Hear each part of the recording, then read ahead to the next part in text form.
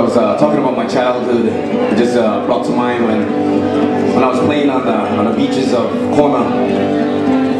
I guess the beaches out there in Hawaii have a lot of naupaka trees, and in there you have the blossoms, the buds. There's a lot of bees that go around there, and as a Kolohe child, I used to fool around with them, cause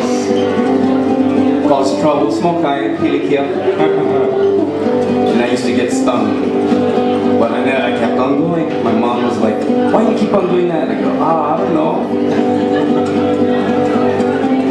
So it just brought to mind, and I was thinking about the past a little bit. And this song is called "The Bees of Naupaka."